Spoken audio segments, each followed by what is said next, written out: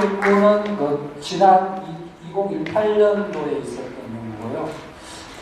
지난 11월 달에 있었던 심포지움에 일부 발표된 내용이 포함되어 있습니다. 그 점을 생각하시고 들어주셨으면 고맙겠습니다. 먼저 국내외 학교 자치의 현황을 살펴보고요. 그러한 학교 자치에서 나름대로 두는 어떤 모형을 그려봤습니다. 그리고 그 모형을 이제 구현하기 위한 여러 가지를 정책적인 방안을 살펴보고요. 그래서 이 학교 자치는 이렇게 여러 가지 이름으로 전개되고 있습니다. 먼저 우리가 흔히들 알고 있는 단위학교 책임경제 이런 게 많이 포함되어 있죠. 그리고 학교 자율화 또는 학교 인파원도 이렇게 되어 있는데요. 무엇보다도 이제 학교 구성원들이 얼마만큼 구체적으로 참여를 하냐 여기에 따라서 학교 민주주의라는 말로 사용되기도 하고 있습니다. 그래서 이러한 학교 민주주의 또 학교 자치는 왜 지금 시점에서 우리가 학교 혁신과 더불어서 논의되고 있는가 하는 것은요. 바로 이 서지오 바니가 얘기한 1차적인 변화와 2차적인 변화를 살펴볼 필요가 있습니다. 그동안에 우리는 너무 1차적인 수준의 변화를 추구해 왔죠. 교육청이라든지 또는 교육이라든지 이런 데에서 이렇게 탑다운 방식으로 많은 것이 전개되어 왔습니다. 교육 정책이. 그러나 이러한 2차적인 변화는 일시적이고 또는 지속적인 변화를 일으키지 못하다는 데 원인이 있습니다. 그래서 지금 학교 자치는요, 학교 내부 구성원들의 어떤 자율적인 역량을 길러서 그 역량을 통해서 학교 혁신이라든지 이런 데서 지속적인 변화를 하기 위한 것으로 학교 자치가 대두되고 있다. 이렇게 보시면 될 것 같습니다. 또 학교 자치가 대두되는 것은 바로 세계의 어떤 교육계획의 흐름입니다. 1990년대와 이제 2000년대의 교육계획 흐름을 이렇게 살펴보면요, 두 가지 살펴보면은 20세기는 주로 이 탑다운 방식으로 이렇게 전개된 거죠. 그래서 전통적으로 이제 국가가 컨트롤하는 그런 국가주의 교육이 많이 지배하고 왔습니다. 그러나 이제 21세기는 이런 인파워먼트라고 해서 근한을 자꾸 학교로 교육청이라든지 지원청 학교로 위임하는 이러한 교육개혁이 지금 북유럽 쪽에서 많이 일어나고 있지 않습니까? 그리고 또 하나 문제는 이 구성원들을 어떻게 보냐는 건데요. 구성원들의 일에 대해서 20세기 교육은 이 책무성을 중심으로 이루어졌습니다. 그러나 지금은 구성원들의 협력이라든지 콜라보레이션이라고 해서 이런 협력이라든지 전문주의에 입각해서 구성원들, 특히 교원들을 중심으로 하는 구성원들의 내적 역량을 더욱 중시하는 이러한 흐름이죠. 이러한 흐름에서 이 학교 자치의 대두되는 원인을 찾아볼 수 있습니다. 그래서 이게 이제 많은 것들이 학교 자치를 이루고 있는 요소들입니다. 이러한 학교 자치를 이루고 있는 요소들은 결국은 학교 혁신과 이렇게 맞물려서 돌아가는 변인들입니다. 이러한 많은 변인들을 어떻게 이제 버무려서 할 건가 이렇게 있는데요. 우선 학교 자치의 어떤 실태를 파악하기 위해서 제가 연구한 것은 두 번째와 세 번째 내생적인 변인과 그리고 가정 요소들을 이 학교에서 어떻게 의사결정이 이루어지고 있는가 여기에 대해서 살펴봤습니다. 그래서요, 먼저 조직 운영 부분과 어떤 교원 인사, 교육과정, 재정 이렇게 4개 파트에서 이루어지는 하위 요인들을 살펴보면요. 먼저 조직 운영 부분에서는 학교 비전 설정이라든지 어떤 학사일정 편성 이런 거고요. 교원 인사는 이제 교장 공모제라든지 또는 교원 초빙에 대해서 살펴봤고, 교육과정은 교육과정 재구성이라든지 창체 이런 것. 그리고 재정은 학교 예산 결산에 있어서 얼마만큼 학교 구성원들이 참여하고 의사결정을 하는가 그런 부분에 대해서 살펴봤는데요. 이게 이제 그 네 파트에 있어서의 그 학교 자치의 어떤 실태입니다. 그러니까 조직 운영 부분과 교원 인사, 교육과정, 재정 4개 파트에서 모두 이 교원 인사와 교육 재정, 교육과정 이런 4파트 모두 이 교원들이 상당히 높은 어떤 참여를 이루고 있다는 것이죠. 그 다음이 이제 그 학생 집단이고 그 다음이 이제 학부모 집단이라고 하는 것을 볼 수 있죠. 그것을 이제 좀 더 그 내부 구성원들 중에서도 좀 더 세분해서 살펴보면요. 학교 구성원들 가운데서도 조직 운영 부분에서 살펴보면은 이 교장교감생과 부장교사, 교사 이렇게 갈수록 떨어지는 현상이 나타났고요. 그리고 정교 임원이라든지 학급 임원, 학생 이것도 조금 차이가 보이죠. 그리고 학교 운영위원회 학부모, 학부모의 학부모, 일반 학부모 이렇게 또 집단이 차이가 나타나고 있습니다.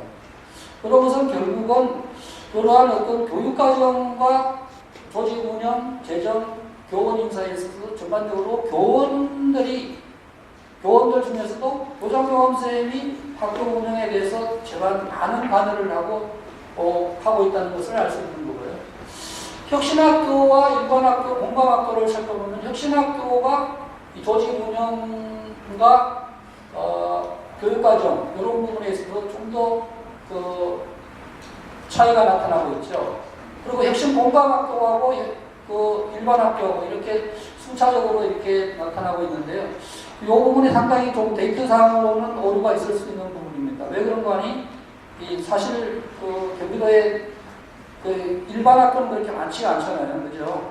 근데 혁신 공감학교가 이든지 아니면 혁신학교이든지 이렇게 되는데 그 소속한 어떤 선생님이라든지 이런 분들께서 본인이 학교에 근무하는 학교가 혁신학교인지 혁신공감학교인지 이것을 잘 구분하지 못한다는 그러한 체킹 결과이죠. 하여튼 그렇고요. 그래서 혁신학교가 4가지 부분에 있어서 그래도 조금씩 좀 나은 학교 자치의 상황이 나타났다는 것을 볼 수 있습니다. 다음으로는 그런 어떤 양적 연구를 통해서 질적 연구를 통해서 한번 살펴봤습니다. 이제 중학교와 이제 초등학교, 대안학교 이렇게 3개 학교를 이렇게 두고 신청 면접을 3집단, 그러니까 학생, 교원, 학부모 이렇게 3집단이 신청 면접한 결과입니다. N초등학교, 대도시에 있는 N초등학교의 상황은 이 소수 혁신 그룹의 교사들을 중심으로 학생 자치라든지 학부모 자치가 움직이고 있는 그런 사실을 볼 수 있었습니다. 그리고 이제 지중학교는 좀 특이하게 학교 운영위원회를 통해서 이러한 학교 자치를 실현하고 있을 거예요. 그런데 이제 여기서 한 가지 이제 살펴볼 만한 것은 이 지중학교는 아주 소규모 중소도시의 학교였고, 그 중소도시의 학교였는데 내부형 그 교장 선생님이 근무하는 학교여서 그 내부형 교장으로 인한 어떤 효과가 있지 않나 이런 생각이 들었습니다. 그리고 이제 대안학교를 살펴보면 대안학교는 이 일반 공립학교, N초등학교와 지중학교와는 다른 이렇게 판이하게 다른 어떤 자치가 이루어지고 있다는 것을 저희들이 살펴봤습니다. 그리고 교육과정이나 이런 면에 있어서도 N초등학교나 그 중학교에 비해서 대안학교는 학생들이 만들어가는 어떤 교육과정, 그리고 그 만든 교육과정에 대해서 그 학생들로부터 또 그 피드백을 받아서 다음에 교육과정 편성에 또 반영하는 이러한 것을 살펴볼 수 있었습니다. 이게 이제 국내 그 학교 자치의 상황이고요. 3개국어를 저희 이제 그 연구진 2명이 그 3개 나라를 9박 10일 동안 가서 그 현장에 있는 분들을 신청 면접을 한 그 결과인데요. 독일과 스웨덴, 핀란드 3군데 학교입니다. 여기서 이제 특이한 점은 우리와는 다르게 상시적으로 교사 집단과 그리고 학부모 집단, 학생 집단이 상시적으로 소통하는 구조, 그러한 구조를 통해서 신뢰와 협력의 문화가 철저히 자리 잡고 있다는 것을 볼 수 있었습니다. 그리고 교원 인사에서도 상당히 많은 여기 보면은 지원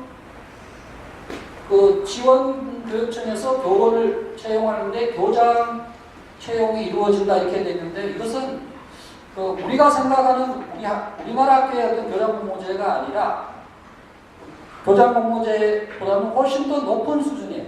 그러면서도 지역청에서 어떤 서류의 어떤 절차상이라든지 공개 모집 공고 이러한 최소한의 절차상에서의 어떤 방식이지 우리처럼 일방적으로 임용하는 그런 구조는 아닙니다.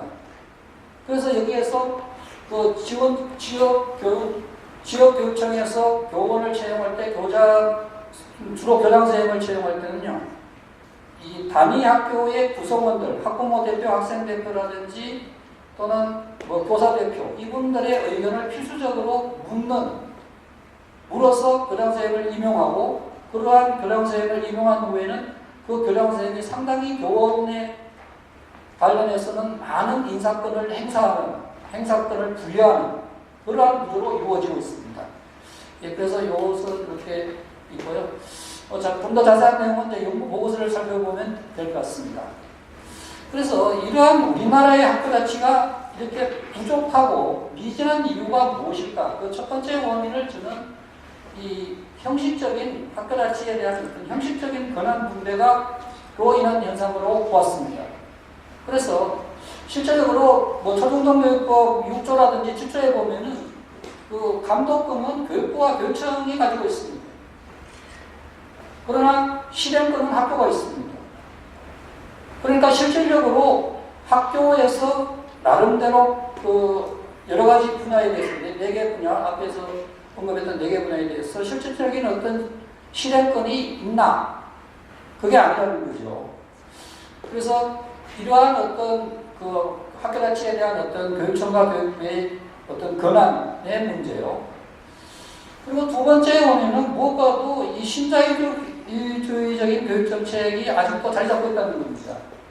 가령 지금 어떤 단면평가라든지 성과급, 그리고 이러한 어떤 우리는 그 교사의 질은 교육의 질을 넘지 않다 하고 있는 그런 전제 있지 않습니까? 그런 전제는 교사 개인으로 보는 것이지 어떤 교사 전체 또는 학교에 근무하고 있는 교원들의 집단의 어떤 영향으로 보지 않는다는 데 문제가 있다는 거죠. 그런 문제요. 그래서 교사 협력의 어떤 질이, 협력의 질이 그렇게 담보되지 않은 그런 원인에서 찾아볼 수 있고요. 또 하나 원인은 학교 운영위원회가 이 참여라든지 이런 데에서 상당히 어떤 제도적인 어떤 미비점이 포함되어 있고, 형식적인 어떤 학교 운영위원회가 이루어지고 있다. 이러한 점. 그리고 이제 학교 자율화 조치라고 해서 상당히 교육과정이라든지 이런 부분에 있어서의 30% 증감이 있지 않습니까? 그런 부분에 있어서는 이 소수 학생들을 위한 어떤 교육의 공공적 가치를 어떤 훼손하는 그러한 현상이 벌어지고 있다는 겁니다. 실제적으로 학교 구성원들이 해서 하는 어떤 입시 중심의 교육과정 편성이라든지 이런 문제가 대표적이죠. 그리고 또 하나는 이 간행적인 어떤 학교 문화입니다. 이 침묵을 강요하는 어떤 교직원 회의라든지 기타 어떤 여러 가지 문제에 있어서 간행적으로 어떤 침묵을 강요하는 그러한 학교 문화가 있지 않습니까? 예, 그러한 문화에 또 이 학교 자치를 어떤 나아가지 못하게 하는 그런 요인으로 살펴봤습니다.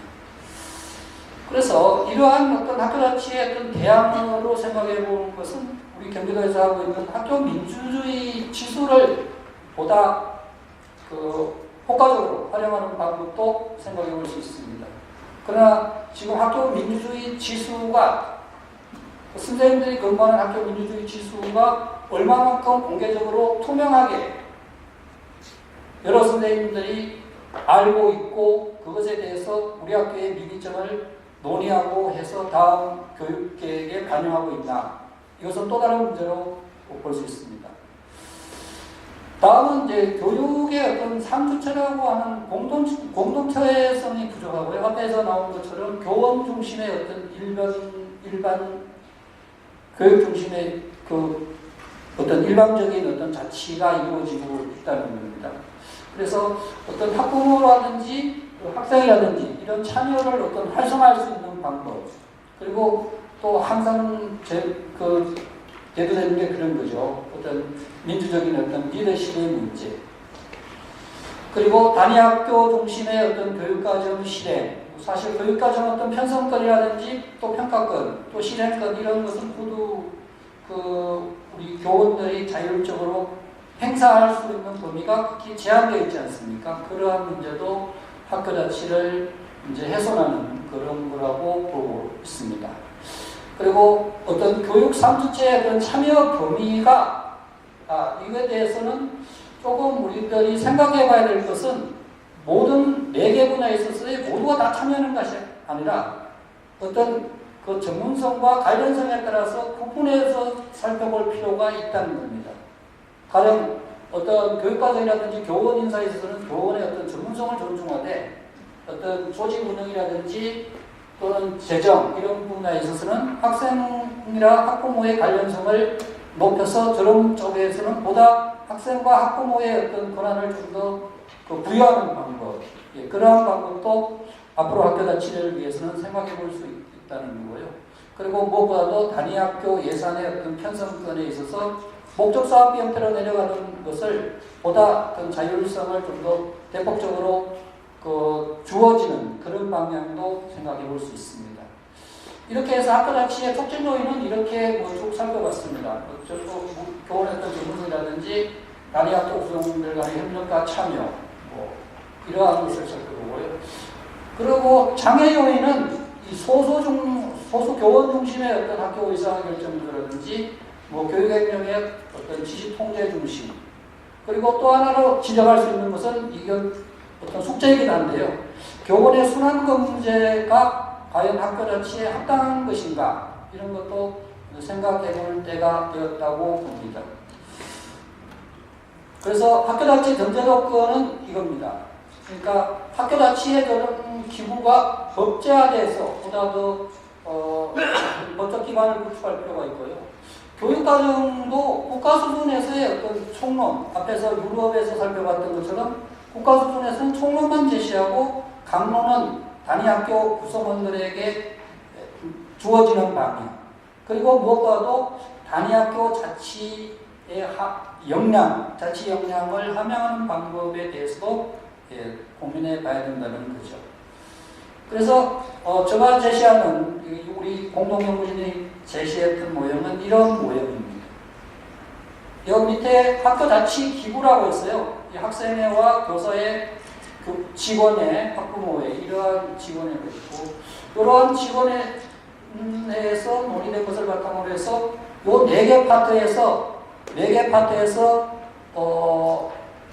보다 소위원회 또는 전문위원회라고 해서 여기에서 논의된 것을 이렇게 좀 더 신청적으로 논의를 하고요. 그 논의된 결과에 대해서 학교자치위원회에서 결정을 하고, 교육공동체에는 학교자치위원회에서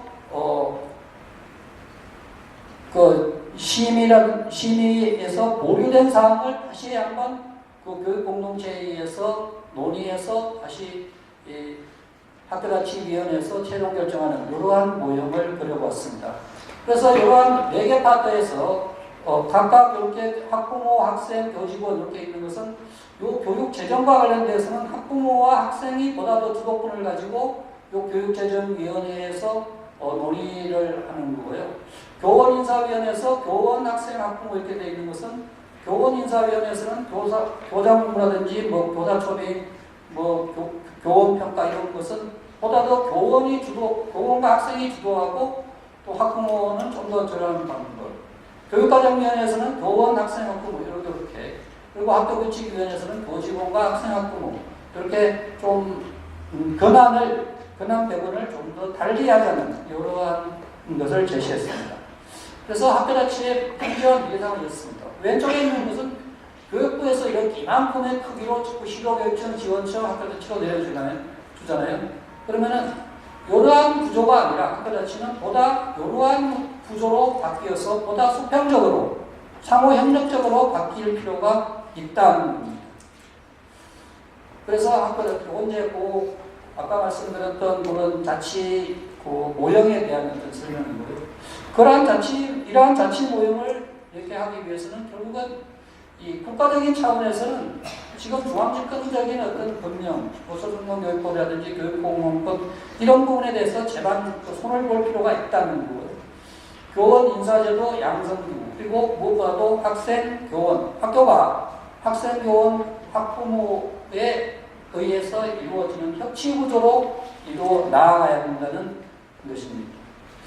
물론 시도교육청에서 하는 일도 있죠. 시도교육청에서는 어떤 각종 규정, 시도교육청 단위의 각종 규정이 조례, 지침, 훈련 이렇게 했어요. 한 1000여 가지 정도가 있습니다. 그것이 오늘 또 내일 또 학교의 공문이라든지 이런 형식으로 내려가는 거죠. 그러한 규정에 대해서 대폭적인 어떤 손질을 봐야 되는 거고요.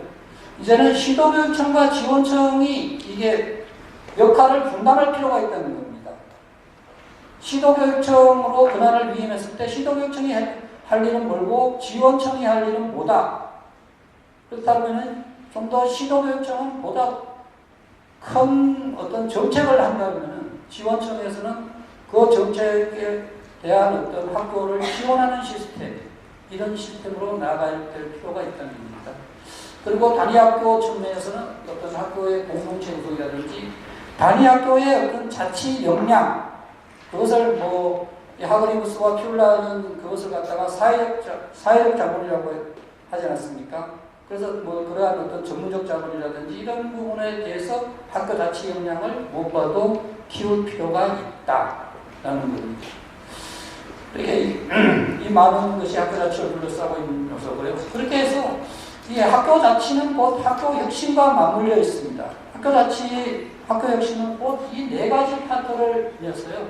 이 네 가지 파트가 상호 맞물려서 어떻게 돌아가냐에 따라서 학교 자치와 학교 혁신, 이 교육계획은 달라질 수 있다고 봅니다. 그래서 이러한 학교 자치로 나가기 위해서는 많은 부분에 있어서의 우리가 어떤 실패라든지 이런 것을 경험해야 될 수도 있고요. 그러한 실패의 경험이 또 쌓여서 그러한 학교 자치의 역량이 높아지고 그것을 통해서 우리의 어떤 교육계획, 우리 아이들이 보다 나은 어떤 행복한 면으로 특별한 희망을 꿈꾸는 공평한 학습 사회가 앞당겨질 거라고 생각합니다. 네, 감사합니다.